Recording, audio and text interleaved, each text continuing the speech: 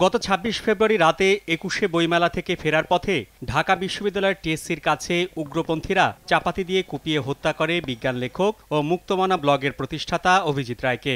গুরুতর আহত হন তার স্ত্রী রাফিদা আহমেদ বন্যা। পরিবারের কাছ থেকে জানা যায়, কয়েক বছর ধরেই অভিজিৎকে হত্যার হুমকি দেওয়া হচ্ছিল।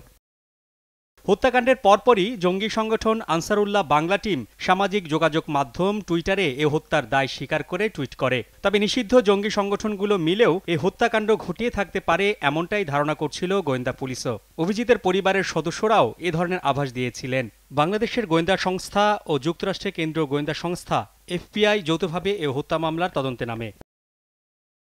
ঘটনার ২ মাস পর শনিবার আন্তর্জাতিক সন্ত্রাসী নেটওয়ার্ক আল কায়দার ভারতীয় উপমহাদেশীয় শাখা AQIS অভিজিৎকে হত্যার দায় স্বীকার করেছে।